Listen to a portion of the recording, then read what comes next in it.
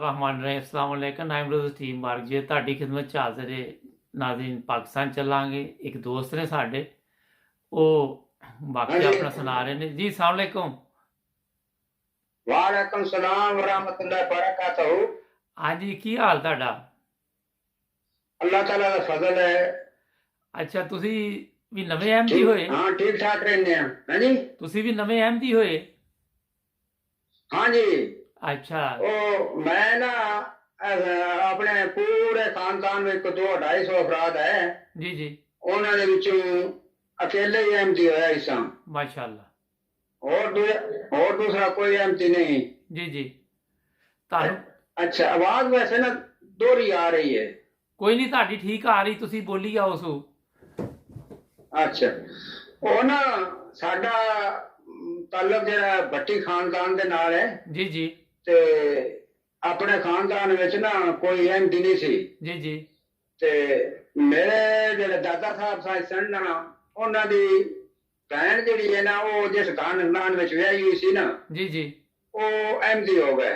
ਅੱਛਾ ਮਾਸ਼ਾਅੱਲਾ ਤੇ ਉਹ ਫਿਰ ਇਸ ਤਰ੍ਹਾਂ ਹੋਇਆ ਕਿ ਮੇਰੇ ਜਿਹੜੇ ਚੱਚਾ ਸਾਹਿਬ ਆਣ ਉਹਨਾਂ ਦੀ ਸ਼ਾਦੀ ਉੱਧਰ ਹੋ ਗਈ ਜੀ ਜੀ ਤੇ ਇਸ ਤਰ੍ਹਾਂ ਮੇਰੇ ਚਾਚੇ ਦੀਆਂ 3 ਬੀਵੀਆਂ, ਇੱਕ ਬੀਵੀ ਉਹਨਾਂ ਦੇ ਵਿੱਚੋਂ ਅਹਿਮਦੀ ਸੀ। ਅੱਛਾ ਤੇ ਕਿਉਂਕਿ ਪਹਿਲੀ ਬੀਵੀ ਵਿੱਚੋਂ ਵੀ ਇੱਕੋ ਬੇਟੀ ਹੋਈ ਤੇ ਫਿਰ ਔਲਾਦ ਕੋਈ ਨਾ ਹੋਈ। ਜੀ ਜੀ ਫਿਰ ਉਹ ਮੇਰੀ ਦੂਸਰੀ ਚਾਚੀ ਜਿਹੜੀ ਅਹਿਮਦੀ ਆਈ ਉਹਦੇ ਵਿੱਚੋਂ ਵੀ ਇੱਕੋ ਬੇਟੀ ਹੋਈ ਤੇ ਹੋਰ ਔਲਾਦ ਕੋਈ ਨਾ ਆਈ। ਜੀ ਜੀ ਫਿਰ ਤੀਸਰੀ ਸ਼ਾਦੀ ਕੀਤੀ ਉਹਦੇ ਵਿੱਚ ਅੱਲਾਹ ਤਾਲਾ ਨੇ ਫਿਰ 3 ਬੇਟੇ ਔਰ 6 ਬੇਟੀਆਂ ਦਿੱਤੀਆਂ। ਮਾਸ਼ਾਅੱਲਾ ਤੇ ਉਹ ਫਿਰ ਕਿਉਂਕਿ ਮੇਰੀ ਜਿਹੜੀ ਮੰਗਣੀ ਹੈ ਛੋਟੀ ਉਮਰ ਵਿੱਚ ਹੀ ਚੱਚੇ ਵੱਲ ਹੋਈ ਹੋਈ ਸੀ ਜੀ ਜੀ ਤੇ ਉਹ ਔਰਤ ਦੀ ਬੇਟੀ ਜਿਹੜੀ ਅਹਿਮਦੀ ਸੀ ਉਹਦੇ ਨਾਲ।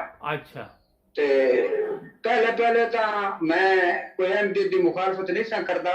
ਜੀ ਜੀ मतलब पहले जी जी क्योंकि मैंने पता है इसी मेरी बीवी की माँ जो है ना वो अहमदी है हैं? जी जी ते इस मुखालफत को बार दफा मैंने कोई किताब देंदी इससे बना दिल नाकास्ता हो के ना मैं पढ़ भी लेंदा इसा जी कदी नज़म आखना ते सुना देनी लेकिन दिल जड़ा ना विचों आखना बे तेरे दिल की गल पूरी नहीं होगी भी मैं अहमदी हो जावांगा। जी जी जी अच्छा वो फिर एक दफा ऐसा भी वाकया होया कि जलसा का दौरान सन 68 का शायद वाकया होगा जी जी कि मैं अपने ससुराल गया ना ते मेरी बीवी दी बनने वाली बीवी दी मां जिहड़ी है नो जलसा ते रवा करी हुई सी।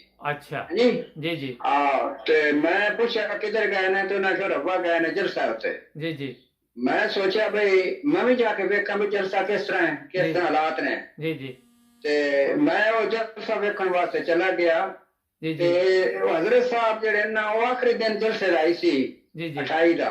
जी जी हजरत साहब तशरीफ लेने वाले हैं हजरत खलीफातुल मसीह सालिस जी जी रामुल्लाह। जी जी तो वो जिस वक्त आए ना जी जी ते मैं जिस जगह ना किनारे पे खड़ा है को 2 एकड़ दूर ही जी जी ते जिस पे वो स्टेज उते आए तो ना कि अस्सलाम वालेकुम वरहमतुल्लाह बरकातहू वालेकुम ते मेरी वो नजर पई ते उन्हां दी सफेद पगड़ी ते चेहरा तो जिवें चमक रहा है जी जी ते बड़ा नूरानी चेहरा दूरों नजर आवे। जी जी फिर जलसे की कार्रवाई शुरू हुई, तिलावत हुई, नज़म हुई। जी जी नज़म तो बाद फिर उन्होंने आप किताब शुरू किया आखिरी जी जी मतलब ये सूरत फातिहा शुरू की थी। जी जी तो हजरत साहब जेड़े न बड़ी आजाना तौर पे तिलावत करते ही सन जी जी ते बिल्कुल उन्हां दी बारीक जी आवाज ते प्यारी प्यारी आवाज ते मैनू इस तरह मालूम होने लगा पे बंदा जेड़ा है ना ये रियाई नहीं रिया करने वाला नहीं ये वेखो किस तरह आजाना तौर पे तिलावत कर रहे हैं। साडे लोग जे मौलवी ने तो बड़े अलग तोड़ के ते आवाज़ां कट के तिलावतां करते ने। जी जी हैं? जी जी ते ये कितनी आजाना है दी तिलावत मासूम बंदा मालूम होता है नेक बंदा मालूम होता है जी जी जेड़ी ये तिलावत है जी यानी जी वो तिलावत जेड़ी कुरान है ना जी जी वो मेरे उत्ते असर करन लग पई दिल उत्ते माशाअल्लाह बे नेक बंदा है। जी जी अच्छा फिर वो खिताब करते हैं हजरत साहब ने जदों ये बात फरमाई कि लोग हमें गालियां देते हैं, लोग हमें काफिर कहते हैं। जी जी जब से हमारे कानों में ये आवाज पहुंच चुकी है जी ला इलाहा इल्लल्लाह मुहम्मद रसूलुल्लाह जी तो जी हमें इनकी बातें सुनाई नहीं देती।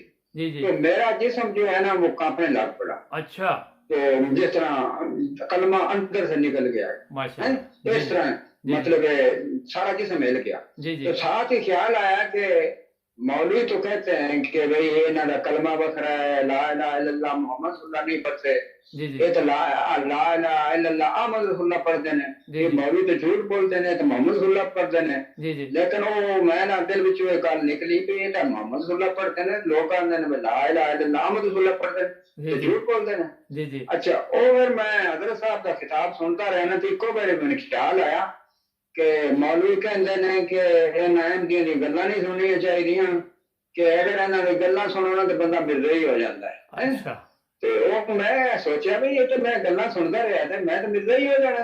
अच्छा ਖੈਰ ਮੈਂ ਉਹ ਨਾ ਆਪਣਾ ਸਾਈਕਲ ਫੜੀ ਤੇ ਚੱਲ ਆਪਣਾ ਵਾਪਸ ਚਲਾ ਗਿਆ ਪਿੰਡ। अच्छा ਮੈਂ ਮਤਲਬ ਇਹਨਾਂ ਬੇਮਹਿਨਤੀ ਨਾ ਹੋ ਜਾਏ, ਇਸ ਖੌਫ ਤੋਂ ਵਜ੍ਹਾ।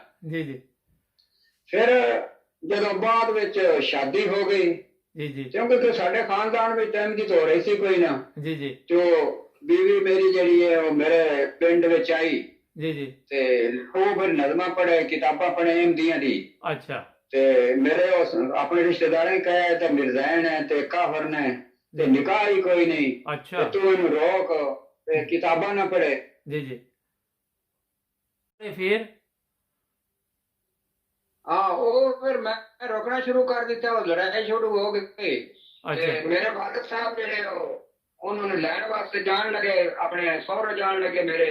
जी ਤੇ जी ਮੈਂ ਉਹਨਾਂ ਨੂੰ ਆਖਿਆ ਵੀ ਤੁਸੀਂ ਉਹਨਾਂ ਰੋਕਣਾ ਵੀ ਕਿਤਾਬਾਂ ਲੈ ਕੇ ਨਾ ਆਵੇ, ਅਗਰ ਕਿਤਾਬਾਂ ਆਈ ਤਾਂ ਮੈਂ ਫਿਰ ਇੱਥੇ ਨਹੀਂ ਰਵਾਂਗਾ। अच्छा ਖੈਰ ਉਹ ਮੇਰੇ ਵਾਲਿਦ ਸਾਹਿਬ ਜਿਹੜੇ ਗਏ ਨਾ ਤੇ ਮੇਰੀ ਬੀਵੀ ਦੀ ਵਾਲਦਾ ਨੂੰ ਦੱਸਿਆ ਪਿਆ ਇਹ ਗੱਲ ਹੈ, ਉਹ ਤਾਂ ਲੜਾਈ ਪਈ ਰਹਿੰਦੀ ਹੈ ਤੇ ਕਿਤਾਬਾਂ ਦੀ ਵਜ੍ਹਾ ਤੇ ਤੇ ਕਿਤਾਬਾਂ ਲੈ ਕੇ ਨਾ ਜਾਵੇ। अच्छा ਖੈਰ ਉਹ ਮੇਰੀ ਚਾਚੀ ਜੋ ਹੈ ਸੀ ਉਹਨੇ ਮੇਰੀ ਬੀਵੀ ਨੂੰ ਕਿਹਾ ਕਿ ਤੂੰ ਕਿਤਾਬਾਂ ਲਾ ਕੇ ਨਾ ਜਾ। ਖੈਰ ਉਹ ਜੈਸੇ ਘਰੋਂ ਨਿਕਲਣ ਲੱਗੀ ਨਾ जी जी ਤੇ ਰੋਣ ਲੱਗ ਪਈ। अच्छा ਉਹ ਮੇਰੇ ਸਸੁਰ ਸਾਹਿਬ ਮੌਲਵੀ ਸਨ, ਉਹਨਾਂ ਪੁੱਛਿਆ ਕੀ ਗੱਲ ਹੈ, ਕਿਉਂ ਰੋਂਦੀ ਹੈ? जी जी ਤੇ ਉਹ ਮੇਰੀ ਚਾਚੀ ਜੋ ਹੈ ਨਾ ਉਹਨਾਂ ਕਿਹਾ ਕਿ ਉਹਨਾਂ ਨੇ ਕਿ ਰੋਕਿਆ ਕਿਤਾਬਾਂ ਤੇ ਇਹ ਥੋੜਾ ਸਾ ਵਜ੍ਹਾ ਤੋਂ ਰੋਂਦੀ ਜਾ ਰਹੀ ਹੈ। जी जी ਤੇ ਮੇਰੇ ਚਾਚਾ ਨੇ ਮੇਰੇ ਵਾਲਿਦ ਸਾਹਿਬ ਨੂੰ ਕਿਹਾ ਕਿ ਕਿਤਾਬਾਂ ਲੈ ਜਾਓ, जी ਉਹਨੂੰ जी ਪੜ੍ਹਨ ਤੋਂ ਕਿਤਾਬਾਂ ਵਿੱਚ जी जी ਕਿਆ ਹੈ, ਉਹ ਰੌਣਕ ਲੱਗੀ ਰਹਿੰਦੀ ਹੈ, ਧਿਆਨ ਲੱਗੀ ਰਹਿੰਦੀ ਹੈ, जी जी ਤੇ ਤੁਸੀਂ ਉਹ ਕਿਤਾਬਾਂ ਪੜ੍ਹੋ। ਤੇ ਉਹ ਵਾਲਿਦ ਸਾਹਿਬ ਮੇਰੇ ਕਿਤਾਬਾਂ ਲੈ ਕੇ ਆ ਕੇ ਮੈਂ ਜਾ ਕੇ ਸਮਝਾਣਾ ਕਿ ਤੁਸੀਂ ਇਹਨੂੰ ਕੋਈ ਨਾ ਕੰਕਾਰਾਂ ਦੇ ਨਾਲ ਗੱਲ ਐਸੀ ਮੈਨੂੰ ਕਿਤਾਬਾਂ ਪੜ੍ਹਨ ਦੇ।